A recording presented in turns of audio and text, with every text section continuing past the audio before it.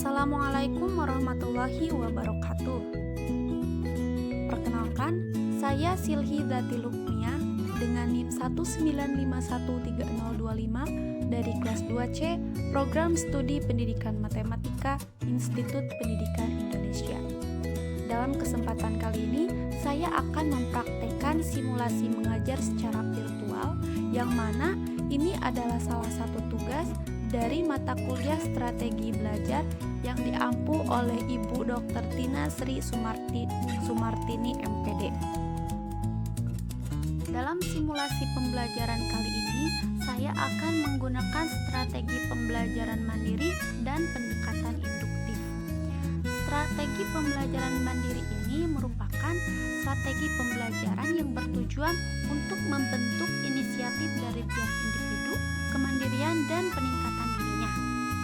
Adapun pendekatan induktif adalah pendekatan yang bermula dengan menyajikan sejumlah keadaan khusus, kemudian dapat disimpulkan menjadi suatu fakta, prinsip, atau aturan, yang mana pembelajarannya diawali dengan memberikan contoh-contoh kasus, kemudian sampai kepada generalisasinya. Dengan kata lain, pengajaran ini berawal dengan menyajikan sejumlah keadaan khusus, kemudian dapat disimpulkan menjadi satu kesimpulan. Berikut ini adalah videonya. Selamat menyaksikan. Assalamualaikum warahmatullahi wabarakatuh. Bagaimana kabarnya hari ini adik-adik?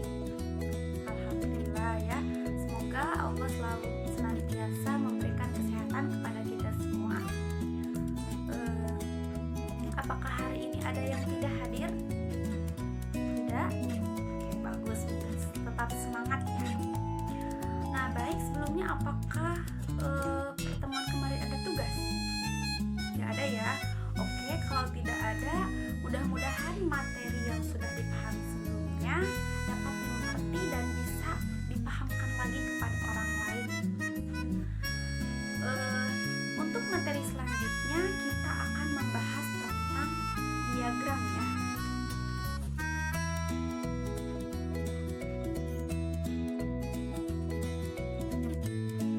Diagram. Sebelumnya, apa sih diagram itu? Apakah kalian sudah mendengar kata diagram sebelumnya? Ya, tentunya kalian pasti sudah mendengar kata diagram. Karena pada di jenjang sekolah dasar, kalian sudah belajar materi ini. Jika misalkan, saya mah tidak pernah mendengar kata diagram, berarti ketika belajar di sekolah dasarnya tidak memperhatikan ya materi ini. Baik, sebelumnya bolehkah saya minta kalian untuk melakukan sesuatu? Boleh ya? Nah, kalau begitu coba kalian keluarkan semua benda-benda yang ada di tas kalian tanpa terkecuali. Oke? Kemudian kalian kelompokkan jenis dari barang tersebut. Misalkan kelompok pensil, kelompok buku, kelompok makanan jika ada ya. Kalau sudah dikelompokkan, kalian catat berapa jenis dari pengelompokan barang tersebut. Misalkan pensil ada berapa ya. Oke, sudah. Oke, sudah ya. Kemudian setelah itu kalian catat di kertas jumlah data yang sudah kalian catat tadi. Itu merupakan informasi dari hasil pengamatan. Nah, informasi ini kita sebut dengan data. Data itu bisa disajikan melalui dua bentuk. Yang pertama bentuk tabel, yang kedua bentuk diagram. Nah, kenapa sih penyajian data itu penting? Tujuannya supaya data bisa mudah dimengerti, mudah dipahami, dan mudah dianalisis atau mudah diambil kesimpulannya. Nah, begitu. Bagaimana, paham? Paham. Jadi data itu penting sekali ya. Misalkan kita untuk mengetahui berapa jumlah siswa di sekolah ini. Nah, caranya yaitu dengan melakukan pengamatan, kemudian kita sajikan dengan data. Kan kalau sudah disajikan dengan data, kita bisa mudah memahami, mudah mengetahui berapa jumlah, misalkan dikelompokkannya kelas 1, dikelompokkan kelas 2, terus dihitung semuanya, jadi kita bisa mengetahui berapa jumlah dari siswa dari sekolah ini.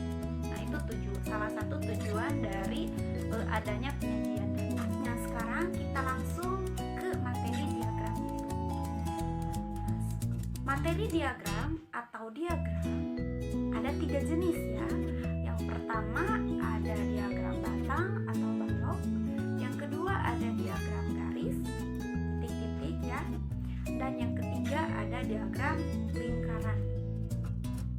Pertama-tama yang akan kita bahas yaitu diagram batang. Yang mana diagram batang digunakan untuk menyajikan data yang dapat dikategorikan dan data yang dapat dikelompokkan, dan juga data tahunan ya. Ada 2 ya yang digunakan penyajian dengan dalam bentuk diagram batang, yaitu data yang dikelompokkan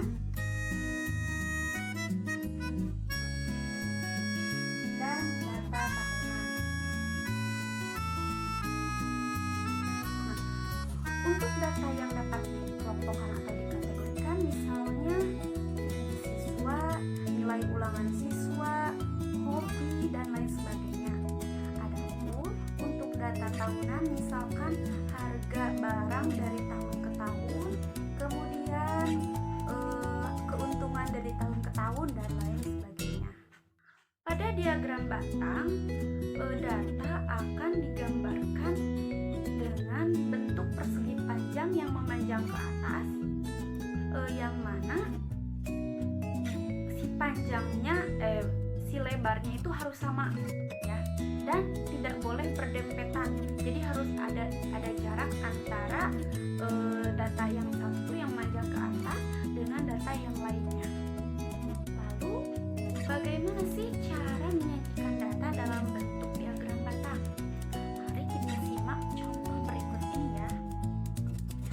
Misalnya, terdapat data tinggi badan siswa kelas 7A sebagai berikut ya.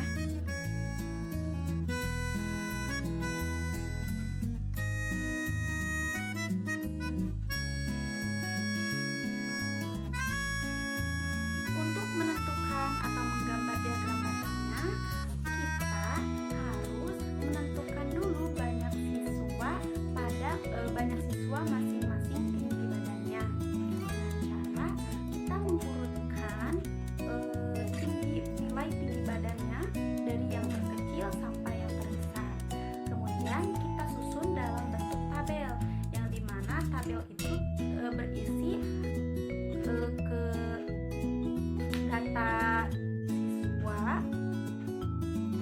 kemudian tinggi siswanya, sehingga tabelnya membentuk seperti ini. Dari tabel tersebut kita dapat mengetahui bahwa data siswa yang terpendek memiliki tinggi badan 135 cm, kemudian yang tertinggi yaitu 139 cm, dan yang paling banyak tinggi badannya yang sama yaitu 137 cm. Nah, oke anak-anak, mungkin untuk pembahasan tentang diagram, Ibu hanya menjelaskan satu saja ya, untuk diagram batang dan untuk diagram lingkaran dan diagram garis. Kalian coba cari materi, kemudian pahami. Nanti pertemuan selanjutnya kita bahas sama-sama. Oke? Nah, dicukupkan sekian pembahasan hari ini. Mohon maaf bila ada kesalahan dan kekurangannya. Mudah-mudahan bermanfaat, dan jangan lupa dipelajari